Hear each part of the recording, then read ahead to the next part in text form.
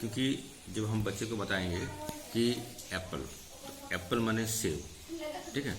अब सेव के बाद बच्चे का उस एप्पल का चित्र आएगा उसके में, हाँ ये एप्पल होता है, ठीक है। तो ये जो बीच का जो है, जो सेव है उसको हटा देना, सीधे एप्पल बोलते ही बच्चे के अंदर एप्पल का चित्र आ जाना चाहिए। सेव बोलते ही उसका बच्चे के अंदर सेव का चित्र आ जाना चाहिए, ठीक है। जब दो भाषा को मिलाएंगे तो वो होता है बाइलिंगुअल।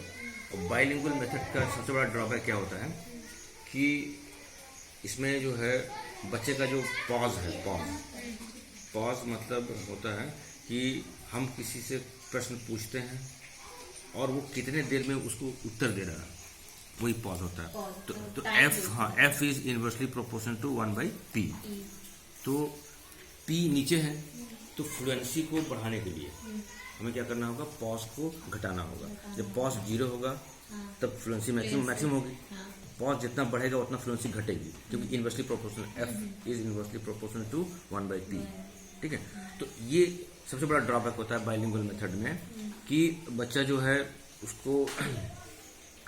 उसको जब हिंदी में ट्रांसलेट करेगा तब समझ में आएगा, तो इससे टाइम बढ़ेगा, पॉज बढ़ेगा तो फ्लुएंसी घटेगी। तो हमें बच्चे को बताना है, फ्लुएंट कराना है। इसलिए यूपी बोर्ड के ज़्यादातर बच्चे जो हैं वो इंग्लिश फ्लुएंटली नहीं बोल पाते हैं, ठीक है। जो अपने स्तर से प्रयास करते हैं वो बोल लेते हैं, लेकिन जो है वो ट्रांसलेशन मेथड पर डिपेंड होंगे तो नहीं बोल पाएंगे।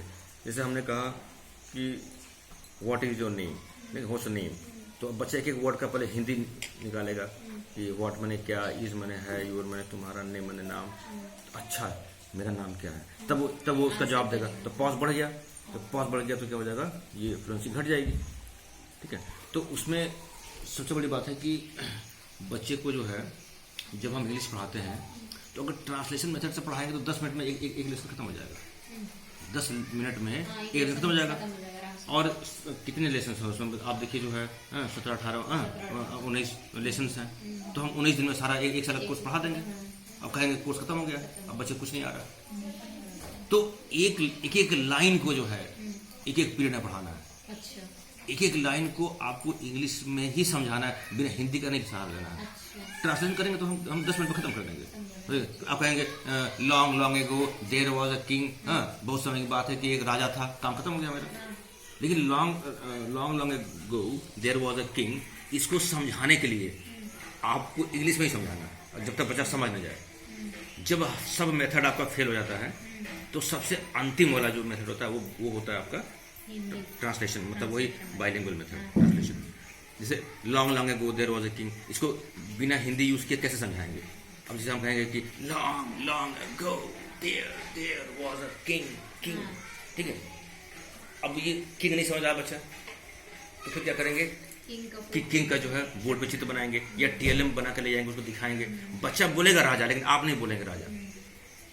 अगर बोलेगा अरे ये तो राजा है, तो आप बोले हाँ यही किंग होता है, ठीक है।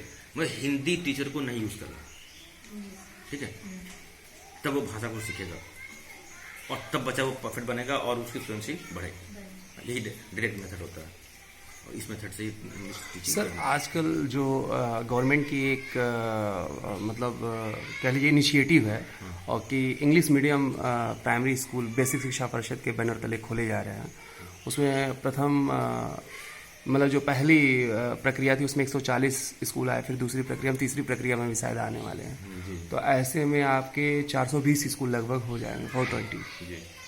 लेकिन अभी भी 10% अगर टीचर्स को छोड़ दिया जाए या स्कूलों को छोड़ दिया जाए तो शायद वहाँ इंग्लिश मीडियम में पढ़ाई इसलिए नहीं हो पा रही है कि हमारे टीचर कुछ ना कुछ ट्राई या तो कर नहीं पा रहे हैं, कोशिश कर रहे हैं, तो थोड़ी मुश्किल हो रही है। सर तो इसको हेल्पफुल बनाने के लिए कुछ आप चीज़ें बता दें जो करें। एक तो पहले वो जो है इंग्लिश मीडियम में ज्वाइन करने से पहले उनकी ट्रेनिंग कराई जाती है, तो उसमें उनको सारा टिप्स दे दिया जाता है, क्योंकि टीचर्स को आता सब कुछ है, जो क्वालिफाइड है, लेकिन वो जो है कैसे क्या करना है ये समझ नहीं पाते हैं कि हम कैसे सीखें। तो ये 3 दिन का जो है वो होगा, 3 दिन का जो है ट्रेनिंग होगा डाइट पे। तो इसमें उनको जो है वो मुख्य चीज़ें बताई जाएंगी कि मतलब कैसे करना है, क्योंकि टीचर के पास वर्ड पावर है, सेंटेंस फॉर्मेशन में दिक्कत आती है, कब क्या बोलना, किस सिचुएशन में क्या बोलना है, कैसे बोलना है। इंग्लिश में एक बहुत इंपॉर्टेंट चीज़ होता है, उसको बोलते हैं लिंकर्स और फिलर्स। तो लिंकर्स और फिलर्स से फ्लुएंसी को मेंटेन किया जा सकता है। लिंकर्स फिलर्स का मतलब होता है कि जैसे आपने एक वाक्य बोला, जैसे एक होता है ब्लंट आंसर, जब किसी ने बोला कि व्हाट्स योर नेम, आपने कहा माय नेम इज यशवंत, ये हो गया ब्लंट आंसर। एक हो जाएगा well my name is Yashwant, ये वेल क्या हो गया, ये लिंकर और फिलर हो गया। तो जब एक वाक्य आपने बोला, दूसरा वाक्य अभी सोच रहे हैं आप, तो कुछ लोग कहते हैं करते हैं, कुछ लोग सर खुजलाते हैं, ठीक है। तो ये सब करने के बजाय आप उसमें लिंकर्स और फिलर्स यूज करिए। हाँ बहुत होते हैं, हाँ करीब मान लीजिए अभी तो 34 में बता दूंगा, हाँ ठीक है। अब बहुत सारे और भी होते हैं, तो आप जैसे कि उसको यूज कर सकते हैं। जैसे एग्जाम्पल के लिए जैसे आपने एक वाक्य बोला या किसी ने आपसे प्रश्न पूछा, ठीक है, आपको प्रश्न अभी समझ का उत्तर अभी आप सोच रहे हैं, तो क्या बोलेंगे, well you have asked a very good question, ये सब बोलेंगे, हाँ तो तक आपको आंसर, हाँ तो सुनने वाले को लगेगा कि अरे ये तो एकदम फटाफट बोल रहा है, ये तो तुरंत सुनते ही बोल रहा है। तो हाँ तो ये जो लिंकर्स और फिलर्स होता है ना, ये बहुत मैजिक काम करता है, और इससे क्या होता है कि फ्लुएंसी मेंटेन हो जाता है। और मेरे ख्याल से जो है हमारा जो विभाग है, विभाग, इसमें टाइम टू टाइम जो है जो इंग्लिश मीडियम हम बता दें, अभी जितने भी वो आपके हैं जो टीचर्स हैं, उनको समय समय पे जो है ट्रेनिंग की आवश्यकता पड़ेगी।